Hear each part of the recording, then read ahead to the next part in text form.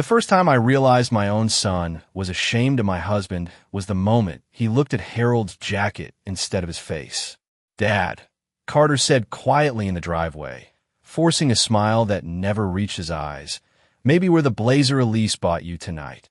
This place is kind of upscale." Harold stood there beneath the yellow porch light with his old blue work jacket zipped halfway to his throat, the same jacket he had worn through snowstorms, ferry repairs, railroad winters, and 40 years of night shift that left his spine bent and his hands permanently rough. He looked down at the jacket for a second, then gave the smallest nod I had ever seen. "This one's warm enough," he answered softly. That should have been the moment I said something. It should have been a moment I told my son that the jacket he was embarrassed by had paid for his college textbooks, his braces, his first car, and every Christmas morning he still posted online pretending came from some perfect childhood. But I stayed quiet the way I always did when tension entered a room. Silence becomes a habit after enough years of trying to keep a family together. The steakhouse sat near the frozen riverfront on the edge of Duluth, all dark wood, expensive whiskey, and men in tailored coats discussing investments loud enough for everyone to hear. The hostess greeted Carter immediately. Not Harold, not me. Carter liked places where people remembered his name. Elise kissed the air beside my cheek before adjusting Harold's collar without asking permission. "Tonight is important," she whispered with that polished little smile she used whenever she was about to insult someone politely. Nathan Vale's company may finally move their accounts to Carter's branch. Harold nodded like a schoolboy receiving instructions. My chest tightened at the sight of it. We sat at a long table near the back windows overlooking the icy harbor. Snow drifted softly outside, while waiters carried trays of steak and wine beneath amber lights. Everyone at the table looked expensive. Their watches looked expensive. Their laughter sounded expensive, too. Harold folded his large hands carefully in his lap and stayed quiet. I noticed he kept rubbing his thumb against the cracked edge of his glasses. He always did that when he fell out of place. One of Carter's coworkers leaned toward Harold halfway through dinner. "So what did you do before retirement, sir?" Before Harold could answer, Carter laughed lightly and cut in. "Dad mostly tinkers around the ferry docks these days. Keeps himself busy. Tinkers." The word landed on the table like something dirty. Harold had rebuilt train engines in sub-zero winters. He had worked 16-hour shifts after layoffs. He once stitched his own hand shut in our kitchen because we could not afford the emergency room. But now my son reduced his entire life to tinkering because it sounded less embarrassing to wealthy strangers. I watched Harold remove his glasses slowly and wipe them with his napkin, even though they were already clean. Nobody noticed except me. Elise swirled her wine and smiled. "Harold is very old-fashioned," she said sweetly. "He still believes hard work is enough to survive in this economy." A few people laughed under their breath. Carter smiled too, and that was the moment something inside me began to crack because my husband did not defend himself. He only lowered his eyes to the untouched steak in front of him like a man apologizing for taking up space at his own son's table. The waiter cleared Harold's untouched plate without asking if he wanted a box. That bothered me more than it should have. People only do that when they assume someone has already disappeared emotionally from the table. Conversation shifted toward investments and lakefront developments while Harold sat quietly beside me, his shoulders slightly rounded beneath that faded blue jacket Carter hated so much. I noticed my husband reaching carefully toward his water glass with both hands now. His knuckles looked swollen from the cold.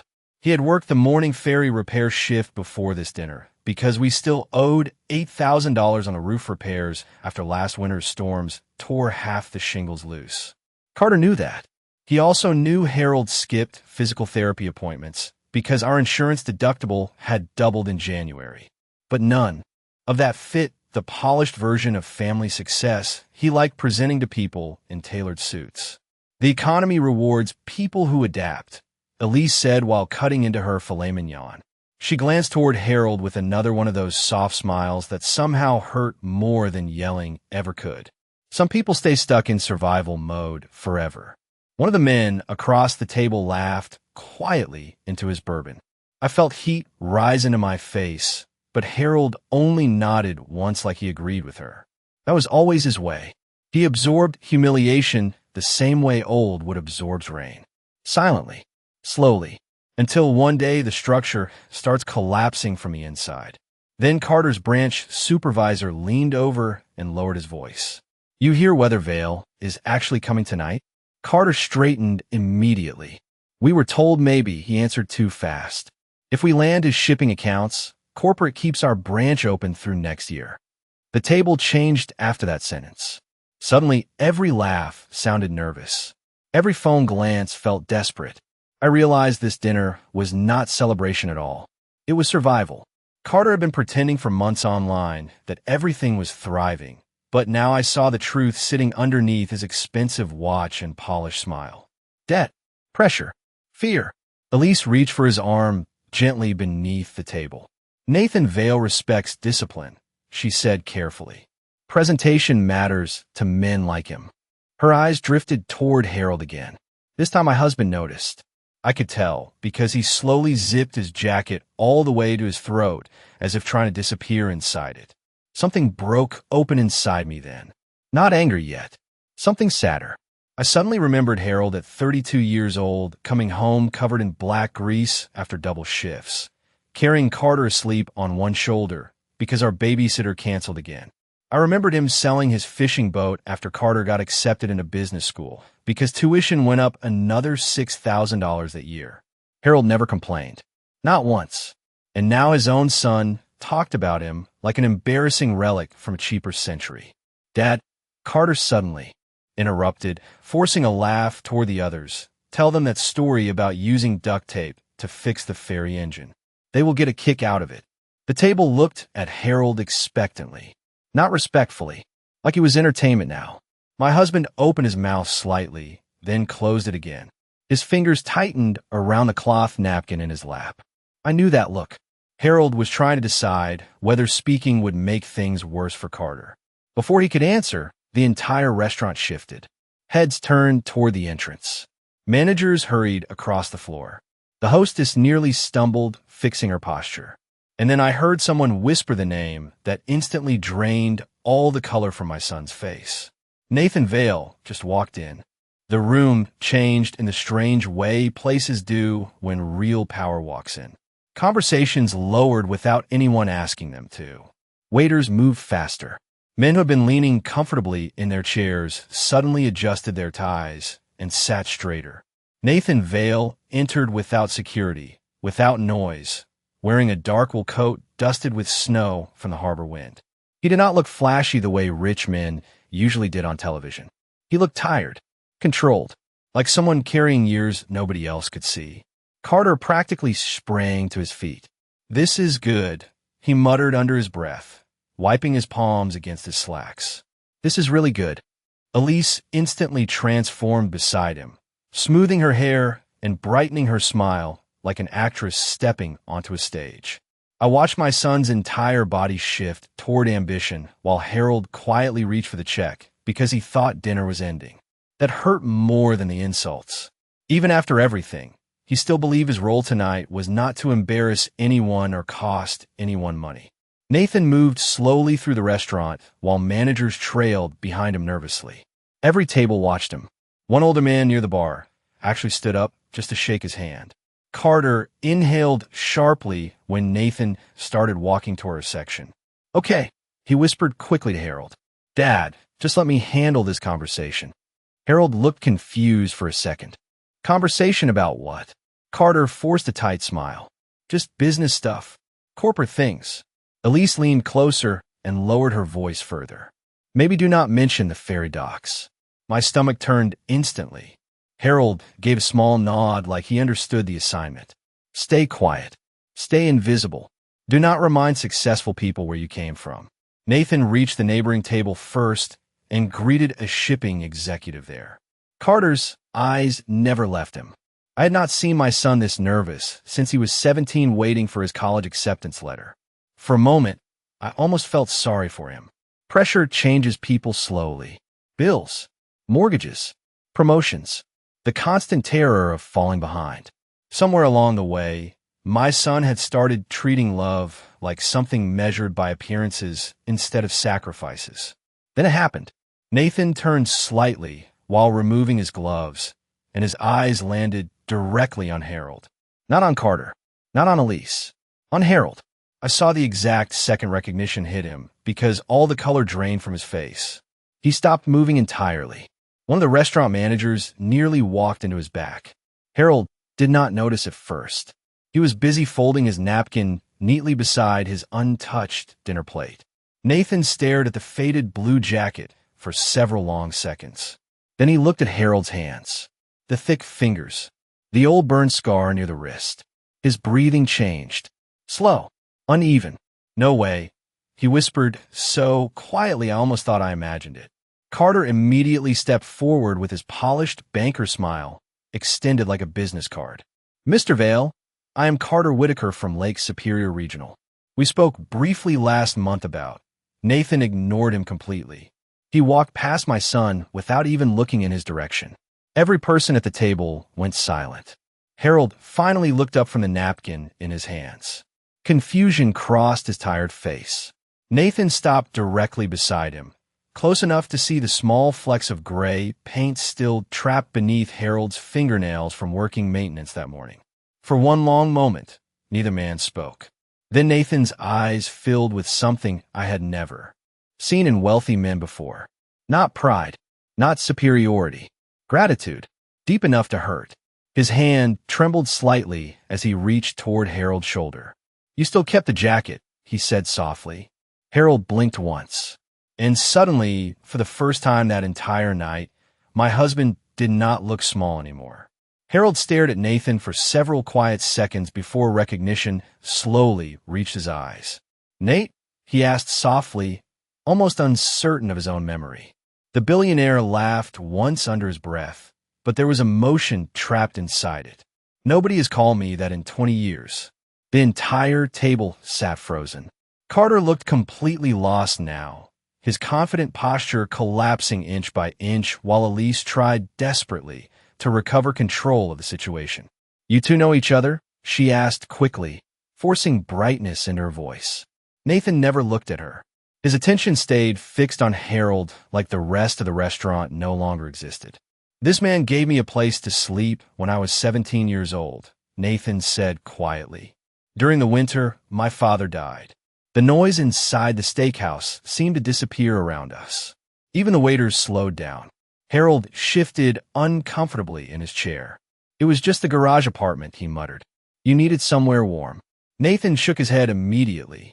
No, I needed someone who treated me like I still mattered. Something tightened in my chest hearing those words, because I suddenly realized there were entire chapters of my husband's life I had never fully known. Harold had always carried other people's burdens without speaking about them afterward. He acted like kindness was ordinary, like sacrifice did not deserve remembering. Carter attempted a nervous smile. Well, that is incredible. Small world. Nathan finally turned toward him then, and the temperature at the table seemed to drop 10 degrees. You're Harold's son? Carter straightened instinctively. Yes, sir. Carter Whitaker, branch manager at Lake Superior Regional. Nathan studied him carefully for a moment. Not impressed, not intimidated. Measuring. Your father used to leave half his dinner outside my door because he thought I was too proud to accept charity directly, Nathan said calmly. Meanwhile, he was already working double shifts himself. I saw Carter's face twitch slightly. That story did not fit the version of Harold he preferred presenting to wealthy people. Elise quickly reached for her wine glass. Harold never mentioned any of this, she said. He does not really talk much about the past. Nathan answered her without softness. Some men are too busy surviving to build stories about themselves. Silence spread across the table again. But this silence felt different from earlier. Before, Harold had been shrinking beneath people's judgment. Now everyone else seemed uncomfortable beneath the weight of who he truly was. One of Carter's co-workers quietly excused himself to take a phone call that clearly did not exist. Another suddenly became fascinated with his steak knife. People often reveal themselves the moment social hierarchy changes direction. Then the restaurant manager approached nervously beside Nathan.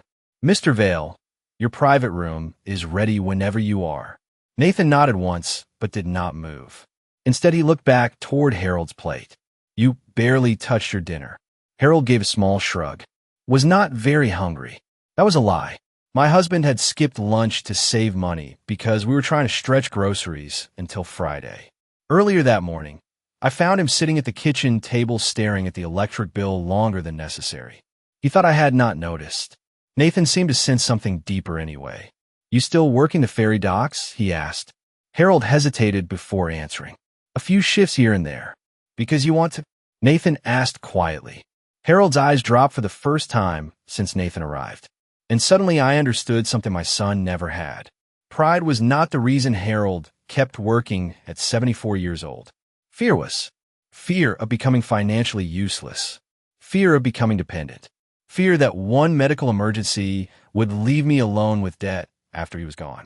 Nathan saw it too. I could tell by the look that crossed his face. Then Carter cleared his throat quickly, desperation slipping through his polished voice for the first time all night. Mr. Vale, maybe we could schedule a meeting this week regarding your company accounts? Nathan slowly turned toward him again. And this time, there was no warmth left in his expression at all. The smile on Carter's face held for exactly 2 seconds after Nathan looked at him. They began to crack around the edges. I would be happy to arrange something through corporate, Carter continued carefully, trying to recover control of the evening while everyone at the table watched him differently now. We have some excellent restructuring options for commercial accounts. Nathan said nothing at first. He simply pulled out the empty chair beside Harold and sat down without removing his coat. The restaurant manager immediately stepped back as if dismissed by royalty. It was the first time all night anyone had chosen to sit beside my husband instead of positioning themselves away from him. Are you still living on Alder Street? Nathan asked. Harold nodded slowly. Same little place. With a porch swing? Nathan asked again. A faint smile finally appeared on Harold's face. Small. Real. Still squeaks every winter. Nathan laughed softly under his breath. And suddenly the billionaire everyone feared looked less like a powerful executive and more like a tired man remembering the only home that ever felt safe. Across the table, Elise's expression tightened almost invisibly. She hated conversations she could not control. It is amazing how life turns out, she said smoothly. Carter has worked incredibly hard building his reputation in this city. Nathan glanced toward her politely. Reputation is a fragile thing, he answered. Usually because people build it backwards. Nobody touched their food anymore. The tension had changed shape completely. Earlier, Carter and Elise controlled the room through status. Now every polished detail around them suddenly looked thin. Artificial, like expensive wallpaper peeling off damp walls. One of the executives nearby leaned toward another and whispered something while glancing at Harold. I saw embarrassment spreading across the table in waves. Not embarrassment for Harold anymore. For themselves. Carter shifted uncomfortably in his chair. Dad never mentioned helping you, he said, forcing a laugh that sounded too sharp now. He leaves out a lot. Nathan looked directly at him. Good men usually do. That sentence landed harder than any insult earlier that night. I watched my son's jaw tighten. For the first time, resentment flickered openly across his face. Not toward Nathan, toward Harold. Because suddenly my husband possessed something Carter could not buy: network, refinance, or perform online. Respect. Real respect. The kind that survives decades. A waiter approached quietly with another bottle of wine, but Carter waved him away too quickly and accidentally knocked his own water glass sideways. Water spilled across the white tablecloth toward Nathan's coat. Damn it, Carter muttered, grabbing napkins immediately. His hand was shaking now. Elise leaned closer to him under the guise of helping clean the mess. Careful, she whispered tightly through her smile. Everyone's watching. And that was the real truth of their marriage. Not love. Management. Constant image management. Harold suddenly stood up without warning. The movement startled everyone because he had been so quiet all evening. I should probably head out, he said softly. Early shift tomorrow. Nathan rose immediately too. You still taking the 5:30 ferry maintenance run? Harold nodded. Until they replace me. Nathan stared at him for a moment. They will not. Something unspoken passed between them then. History, gratitude, maybe even guilt. Meanwhile, Carter looked horrified that his father was about to leave before he could salvage the business opportunity collapsing in front of him. Dad, he said quickly, you do not have to rush. But Harold misunderstood completely, as he always did when trying not to burden people. He gave Carter a tired smile and reached into his pocket for his old leather wallet. Do not worry, he said quietly. Your mother and I can cover our meals. That sentence nearly destroyed me, because even after everything tonight, my husband still believed the problem was money. The table went completely still after Harold offered to pay for his own dinner. I watched Nathan's expression change in a way that made my stomach tighten. Not pity, pain.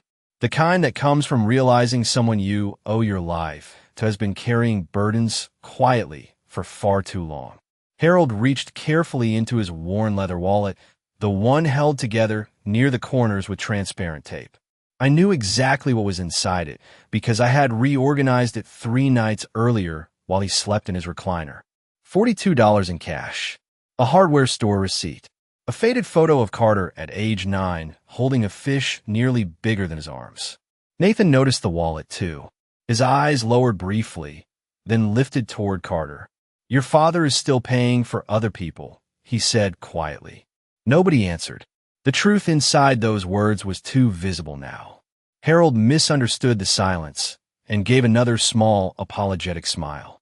The roof repairs hit us harder than expected this winter, he explained gently, as if he needed to justify existing. And Miriam's medication changed, so things got a little tighter. My chest clenched instantly because I had never told him I already stopped refilling one of my prescriptions to save money. Somehow he figured it out anyway. Carter looked stunned for a moment. Mom's medication? He asked, turning toward me sharply. I avoided his eyes. We had hidden things from him for months now. Not because we wanted sympathy, but because every conversation with our son had started feeling transactional. Scheduled. Rushed between meetings and networking dinners. Harold slid his wallet back into his pocket awkwardly. It is fine, he said quickly. We are managing. Nathan leaned back slowly in his chair, studying Carter with an unreadable expression.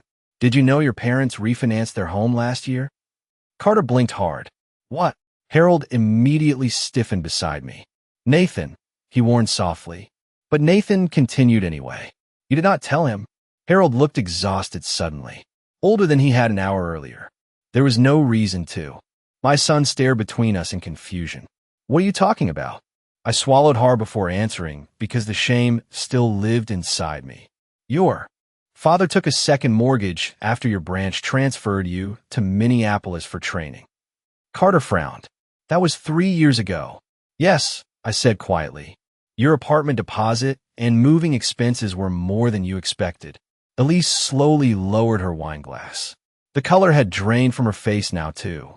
Carter looked genuinely shaken for the first time all evening. You told me the bank approved everything, he said. Harold rubbed his thumb against the edge of his glasses again.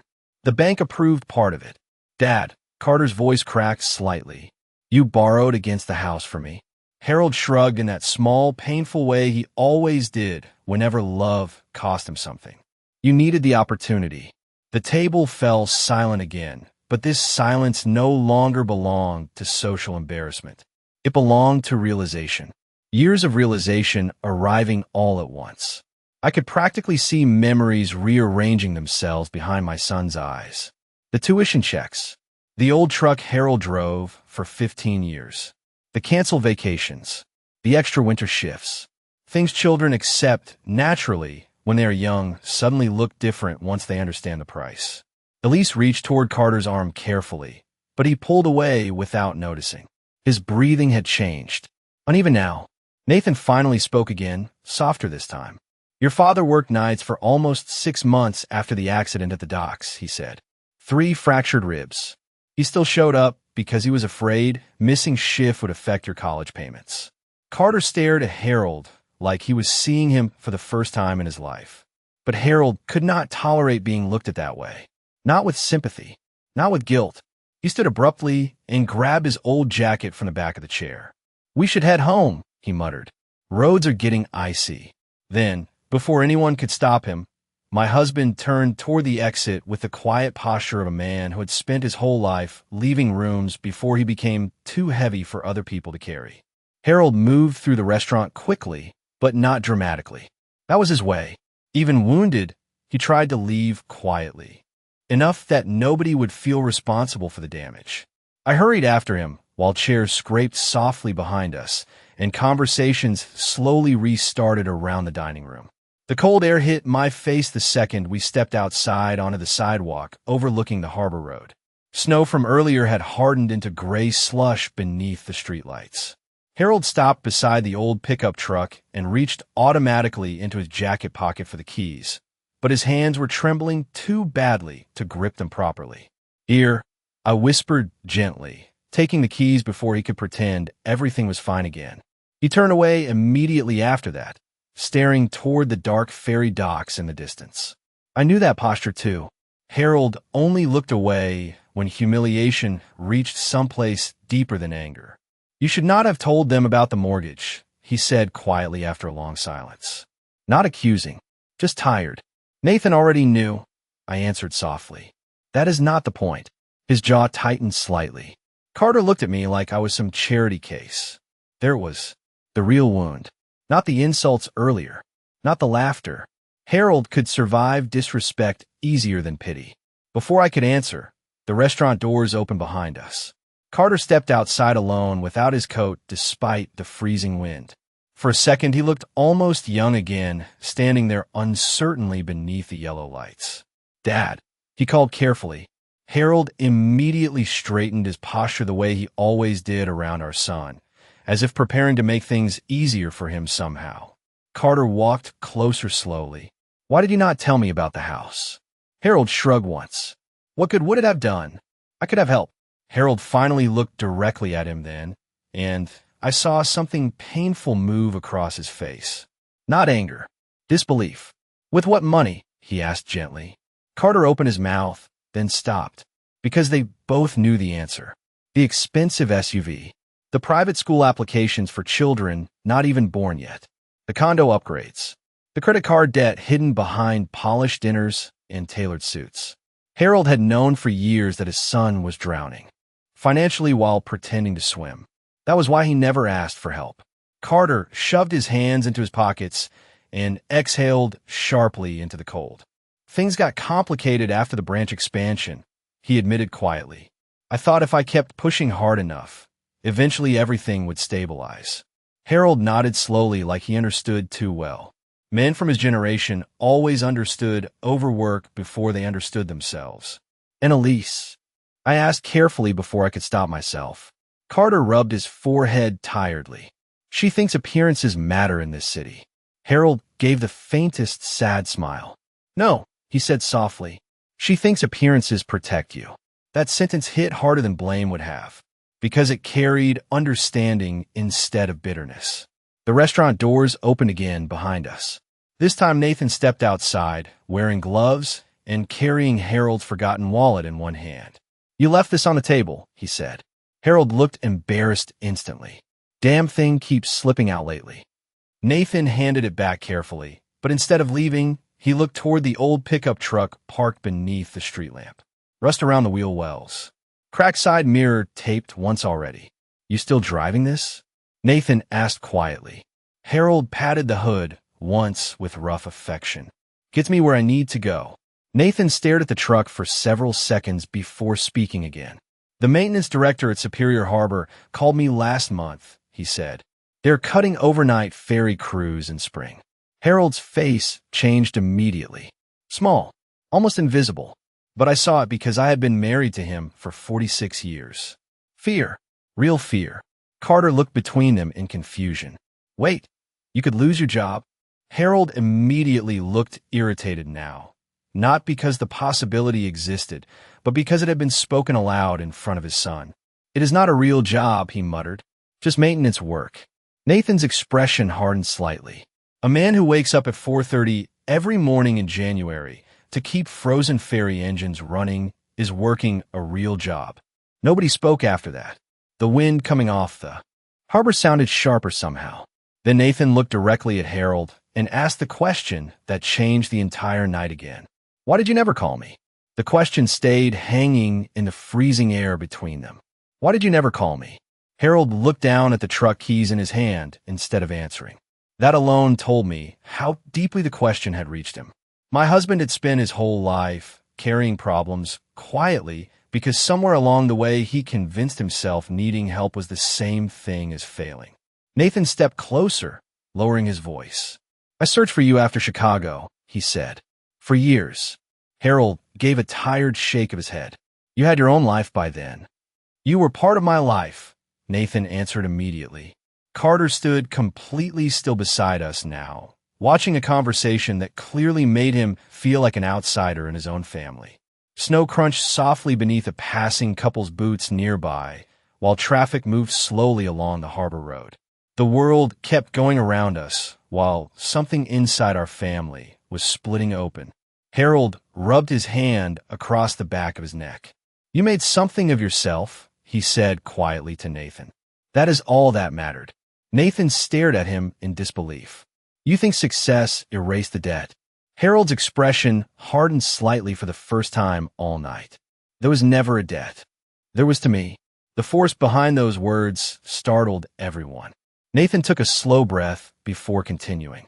You fed me when I was stealing sandwiches from gas stations because I could not afford food. You taught me how to repair engines so I could stop sleeping in bus terminals. You sat beside me outside county court after I got arrested fighting some drunk idiot twice my size. Carter looked sharply toward Nathan. You were arrested? Nathan laughed once without humor. More than once back then. Then he looked back at Harold.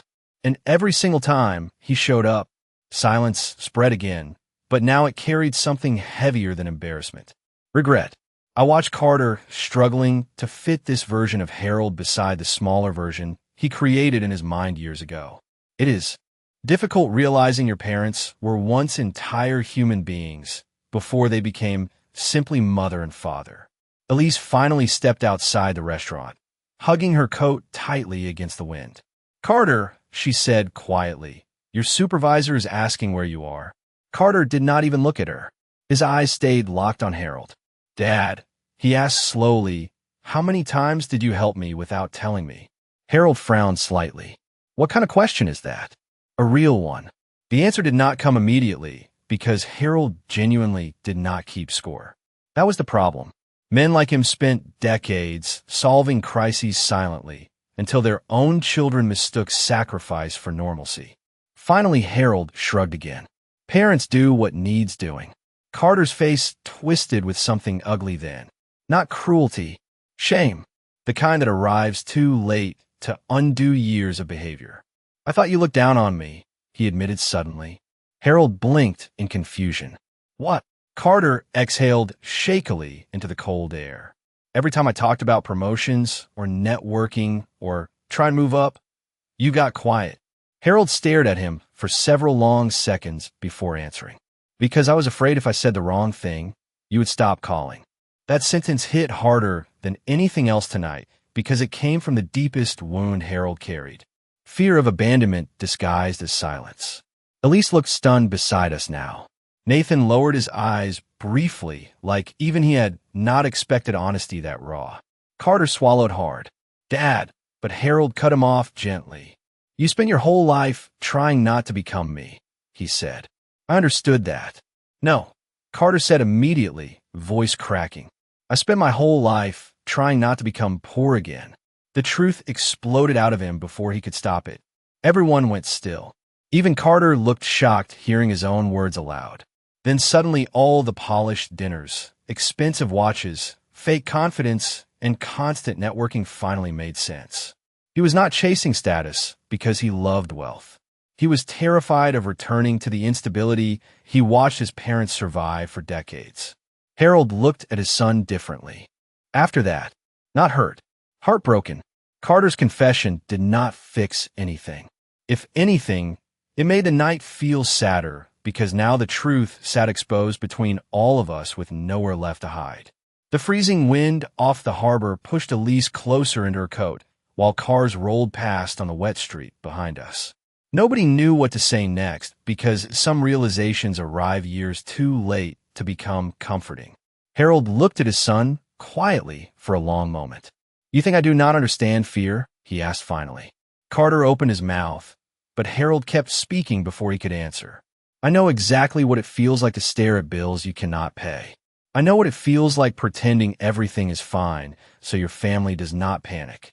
His voice remained calm, but there was exhaustion buried deep beneath it now. "The difference is, I never treated people like obstacles while I was scared." That sentence landed heavily.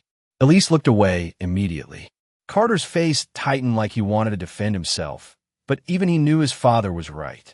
Nathan stayed silent beside us, watching carefully the way someone watches old fractures reopening under pressure. "Dad," Carter said slowly, "I was trying to build something stable." Harold nodded once. "I know. Then why does it feel like you're disappointed in me?" Harold's answer came without hesitation this time. "Because you became ashamed of struggle instead of respecting it." Carter flinched slightly. The words hit because they were true. I suddenly remembered all the little things that had changed over the years. Carter asking Harold not to wear work boots to graduation dinner. Elise offering expensive sweaters every Christmas while quietly throwing away his old flannel shirts. The way invitations slowly shifted from family cookouts to restaurants where Harold barely spoke because he felt out of place. None of it happened in one cruel moment. That was the tragedy. Shame had entered our family gradually enough for everyone to pretend it was normal. Nathan finally spoke again. "Your father never once acted embarrassed of where he came from," he said quietly, "even when he had every reason to." Carter rubbed both hands over his face hard. "You think I wanted this?" he asked suddenly, frustration breaking through. "Corporate is closing branches everywhere. If I lose this account, half my staff is gone by summer." There was again the real pressure beneath everything. Not greed, fear mixed with pride until they became impossible to separate. Elise stepped closer to him carefully now. "We have been under a lot of pressure," she admitted softly. "The condo payments increased after interest rates changed, and Carter has been covering his sister's medical bills too." That surprised me. Carter had never mentioned helping his younger sister financially. Harold's expression shifted slightly at that. Concern replaced some of the hurt. "How bad is it?" he asked immediately. Even after everything, his first instinct remained protecting his children. Carter laughed bitterly under his breath. "See, that is the problem."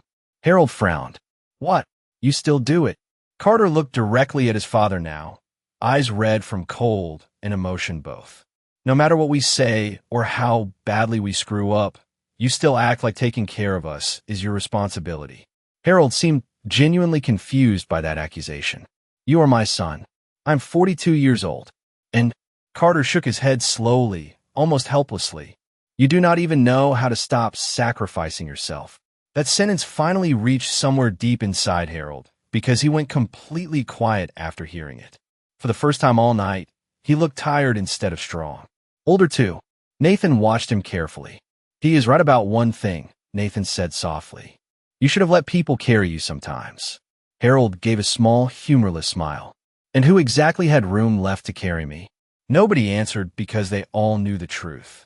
Working-class men like Harold were often loved for what they provided, depended on for what they endured, and forgotten the moment they finally needed help themselves. The silence stretched painfully until Nathan reached into his coat pocket and pulled out a business card.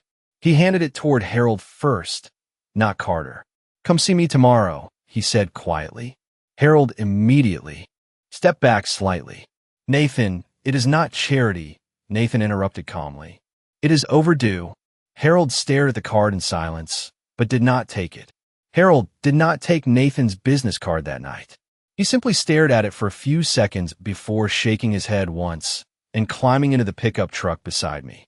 The heater barely worked on the drive home. It pushed out weak air that smelled faintly like old dust while the windshield rattled softly every time frozen slush hit the tires. Harold drove with both hands tight on the wheel, eyes fixed straight ahead toward the dark two-lane roads outside town. He did not speak the entire ride. Not because he was angry, because he was thinking. That was always more dangerous with him. Harold carried emotions inward until they turned into decisions nobody saw coming. When we pulled into our driveway, the porch light flickered again like it had been doing for months. Harold sat there a moment longer before turning off the engine. "The roof is leaking near the attic vent again," he said quietly. Not random. Never random. That was his way of changing subjects when feelings became too heavy. Inside the house, he immediately removed his jacket and hung it carefully beside the door the same way he had every night for years. Then he grabbed the small toolbox from beneath the kitchen sink and disappeared upstairs without even changing clothes. I followed him slowly to the attic ladder and found him tightening a plastic tarp near the vent while cold wind slipped through the cracks overhead. "Harold," I said softly, "it is almost midnight." "Storm coming Thursday," he answered without looking down. "Need to patch it before then." His back was hurting badly. I could tell by how slowly he moved his right leg. But instead of resting after one of the hardest nights of his life, he climbed into a freezing attic because fixing things was the only language he trusted anymore. The next morning, I woke before sunrise and found his side of the bed already empty. Panic hit me instantly until I looked outside and saw the old pickup warming up in the driveway beneath pale, gray morning light. Harold was scraping ice off the windshield himself despite his stiff shoulder. I hurried outside wearing my robe. "You are still going to work?" I asked. Harold frowned like the question made no sense. "People still need the ferry running." "After last night?" He paused then. "Only briefly. Especially after last night. At the docks, the wind coming off Lake Superior cut through layers of clothing like knives. The maintenance building smelled of diesel fuel, wet rope, and old metal. Harold spent 6 hours replacing a frozen hydraulic line, while younger workers handled the heavier lifting around him. Nobody there cared about billionaires or banking accounts. They cared whether the engines started before tourists lined up at the harbor. Around 10:30 that morning, Harold climbed down from the ferry engine room, slower than usual, and sat heavily on an overturned bucket near the tool lockers. One of the younger mechanics, Luis, handed him a thermos without asking. "You okay, old man?" Harold nodded automatically even while pressing a hand against his ribs. That was when a black SUV rolled slowly into the gravel lot outside the maintenance shed. Every worker looked up immediately because vehicles like that never came to the docks unless somebody important needed something fixed fast. Nathan Vale stepped out wearing work boots instead of dress shoes. No driver, no assistant, just him carrying a cardboard tray of coffees in one hand and a long white envelope in the other. The younger mechanics instantly straightened awkwardly, unsure whether to speak. Harold looked genuinely irritated instead. "Nathan," he muttered under his breath. Nathan ignored the tension completely. He walked directly into the maintenance shed and handed coffees around one by one like he had done his whole life. Then he stopped beside Harold and placed the white envelope quietly on the toolbox next to him. Harold did not touch it. "What is that?" he asked cautiously. Nathan pulled another overturned bucket closer and sat down across from him inside the noisy maintenance bay. "Your roof estimate," he answered calmly, "and the paperwork to transfer your mortgage into my foundation's emergency repair program." Harold's entire posture hardened instantly. "No." Nathan expected that answer. You could tell by how calm he stayed. "You have spent 30 years helping everybody around you survive hard seasons," he said quietly over the sound of grinding metal nearby. "Let somebody return the favor before your house collapses on you." Harold stood up too quickly from the bucket, pain flashing across his face before he could hide it.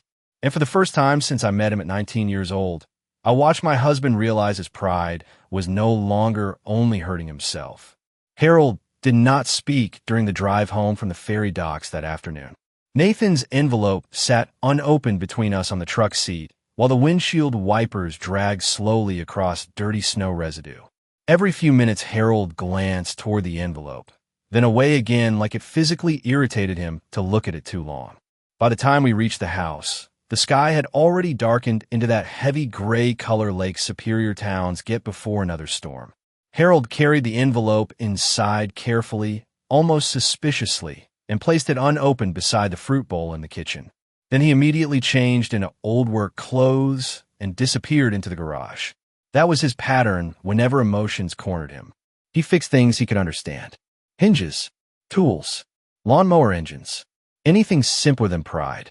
I found him an hour later, sitting at the old wooden workbench with the radio, playing low static-filled country music beside him. He was not actually repairing anything, just organizing screws into coffee cans while staring at nothing. "You have sorted those same bolts 3 times, I said gently. Harold grunted without looking up. "Keeps my hands busy." I leaned against the garage doorway, quietly for a moment. "You are angry." "No, then what are you?" That finally made him stop moving. Harold rubbed his rough thumb slowly across a rusted washer before answering. "Tired of feeling like I owe people." My chest tightened hearing that because even now, after everything, he still experienced help as debt instead of care. "Nathan does not think you owe him," I said softly. Harold laughed once under his breath. "That boy spent half his teenage years sleeping on our pull-out couch and eating cereal out of mixing bowls because we did not have enough dishes." A faint smile flickered briefly across his face at the memory before disappearing again. Now he walks into rooms where people stand up when he enters. He shook his head slowly. "And somehow, I am the one who cannot pay his own roof repairs." There was shame inside the sentence, no matter how quietly he spoke it. The next morning, Carter showed up unexpectedly just after 7, carrying 2 cardboard boxes from the hardware store. Harold opened the front door, still wearing his thermal undershirt, and looked genuinely startled. "What are you doing here?" Carter shifted awkwardly on the porch. "The weather report says another storm is coming Thursday." He lifted the boxes slightly. "I brought new insulation panels for the attic vent." Harold immediately frowned. "You did not need to spend money on that." "I know." Neither man moved after that. The old tension between them still lived there beneath everything. Apologies were easier than changing patterns built over decades. Finally, Harold stepped aside stiffly and let him inside. The repair work became awkward almost immediately. Carter held the flashlight wrong, dropped screws twice, stepped through loose insulation, and nearly lost his balance in the attic crawl space. At one point, Harold snapped sharply. "Would you stop rushing and watch where your feet are?" The silence afterward felt terrible. Carter froze instantly like a scolded teenager instead of a 42-year-old man. I saw regret flash across Harold's face just as quickly, but he did not know how to soften once irritation escaped him. That was another part of him age had hardened. Finally, Carter cleared his throat quietly. "You always made this stuff look easy." Harold adjusted a loose panel without looking at him. "Because you only saw the finished parts." Hours passed slowly after that. Not warm, not healed, but real. They worked side by side, replacing insulation, patching warped wood, hauling debris down the attic ladder in tired silence, broken occasionally by practical instructions. Around noon, Carter climbed down stiffly and rubbed his lower back with a wince. Harold noticed immediately. "Lift with your legs," he muttered automatically before handing him a bottle of water from the garage fridge. Small thing, tiny thing, but it was the first time all week either of them acted like father and son instead of strangers negotiating emotional landmines. Later that evening after Carter left, I found Harold standing alone in the kitchen staring at the unopened white envelope beside the fruit bowl again. This time he picked it up slowly. His hand still hesitated, but he finally opened it. Inside the envelope was not a check. That surprised Harold more than anything else. There were roofing estimates, paperwork from Nathan's Community Repair Foundation, and a handwritten note folded carefully on top. Harold read the note twice without speaking. Finally, he handed it to me. "You once told me a man accepts help by what he does with it afterward, not by whether he deserves it. You probably forgot saying that." "I did not. Let me help this time. No cameras. No publicity. No debt. Just family." "Nathan." Harold sat down slowly at the kitchen table after reading it. The old wood chair creaked beneath him. Outside, snow tapped softly against the window over the sink. For a long time, he only stared at the paperwork while rubbing the edge of the paper between his fingers like he still expected strings attached somewhere. He called himself family, he said quietly. Not disbelief, more like grief mixed with gratitude. I heated leftover chicken soup for dinner that night because the refrigerator was nearly empty until payday. Harold barely touched the soup at first, distracted by the envelope sitting beside the salt shaker. Around 7 o'clock, headlights rolled slowly into the driveway again. Harold immediately stiffened. Who now? But this time it was Carter alone in the old pickup-sized parking space, not the expensive SUV he usually drove. When he stepped inside, carrying 2 grocery bags from Miller's Market, he looked uncomfortable enough to turn around and leave. The storm warning says roads might close tomorrow, he explained too quickly. So, I figured you probably needed groceries. Harold opened his mouth automatically. You did not have to, I know. Carter set the bags on the counter before his father could refuse them. Bread, soup cans, coffee filters, orange juice, small practical things. The kind Harold always bought for everyone else without mentioning it. I also called a guy about the roof shingles, Carter added carefully. He owes me a favor. Harold looked almost trapped by kindness now. That was the strange part about men like him. They could survive hardship easier than tenderness. Carter noticed the opened envelope on the table and hesitated. You are really considering it? Harold leaned back slowly in his chair, still thinking. Carter nodded once. Then, after a long silence, he quietly removed his expensive wool coat and hung it beside Harold's faded blue work jacket near the door. Something about that small action changed the room. Not dramatic, not symbolic in an obvious way. Just a son staying longer than necessary without being asked. They spent the next hour replacing the loose hinge on the pantry door because Carter noticed it squeaking while putting groceries away.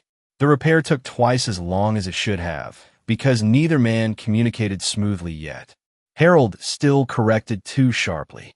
Carter still got defensive too fast. At one point, they both reached for the screwdriver simultaneously and knocked the entire container of loose screws onto the floor. For half a second, they stared at each other in exhausted silence. Then Carter laughed first, quietly, unexpectedly. Harold tried not to smile afterward but failed. It was the first real laugh shared inside this kitchen in years. Later that night, after Carter left, I found Harold standing near the coat rack touching the sleeve of his old blue jacket thoughtfully. You know, I said softly from the hallway, he did not leave because he felt guilty tonight. Harold glanced toward me carefully. No, I shook my head. He stayed because he wanted to. Harold looked down at the floor for a moment. Men from his generation were taught love meant providing, protecting, enduring. Choosing to stay simply because you wanted someone near you was harder for them to trust. Finally, he reached for the grocery receipt Carter accidentally left on the counter.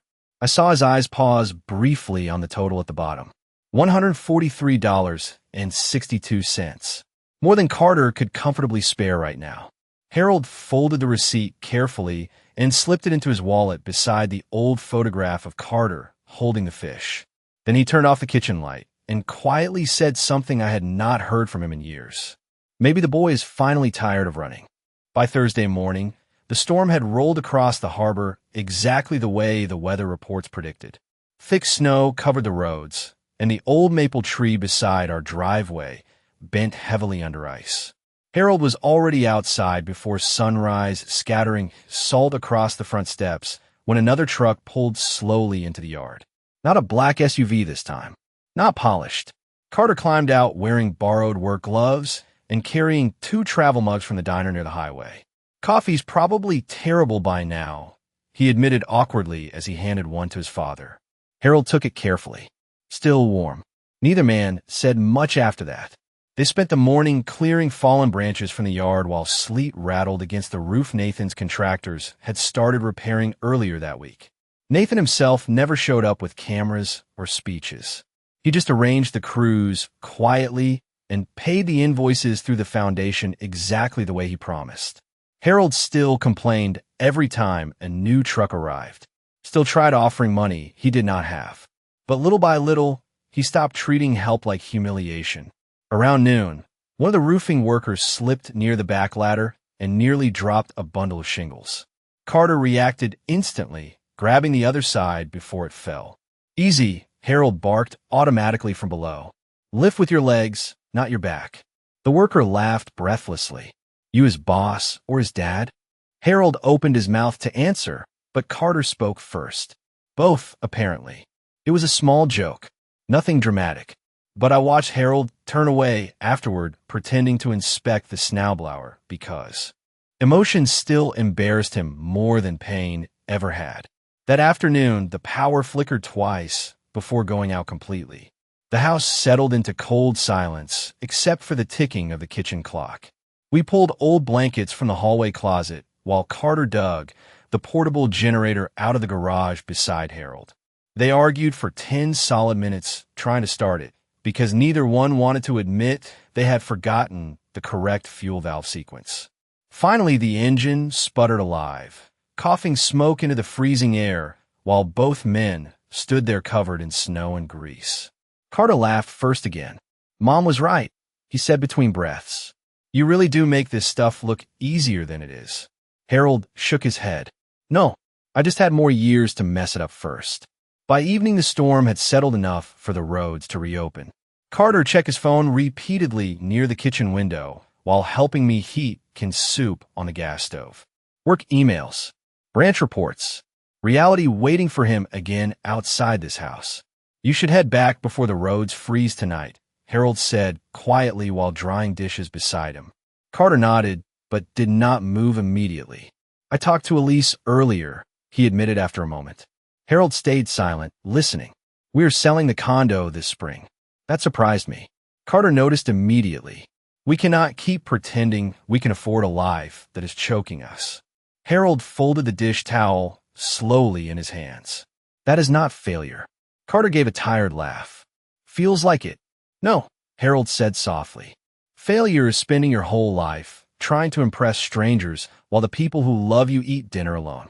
The room went quiet after that. Not wanted quiet this time. Honest quiet. The kind families earn slowly after enough truth finally gets spoken aloud. Before leaving, Carter stopped beside the old coat rack near the front door. Harold's faded blue work jacket still hung there beside Carter's newer winter coat. For a second, Carter touched the worn sleeve gently with his fingertips. I used to hate this thing, he admitted with a faint smile. Harold snorted softly. I know. Carter looked toward his father then, not with pity anymore, not with embarrassment either. Just recognition. It smells like machine oil and lake water, he said. My whole childhood smelled like that. Harold looked down briefly, almost overwhelmed by something too large to answer directly. So instead he reached for the truck keys hanging beside the door and tossed them toward his son. Roads are icy, he muttered. Take the pickup. Yours sits too low. Carter caught the keys automatically. Neither man said thank you because men like them rarely knew how. But as I watched my son drive away slowly through the falling snow in his father's battered old truck, I realized something had finally changed between them. Not perfectly, not completely, but enough. Enough for a son to stop running from where he came from. And enough for an old man to finally understand that being loved is not the same thing as being needed.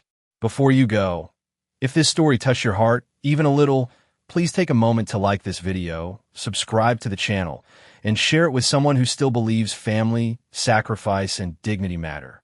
Your support helps us continue telling stories that too many people carry silently in real life. And remember, sometimes the quietest parents are the ones who gave up everything for their children. Thank you for being here. We will see you in the next story.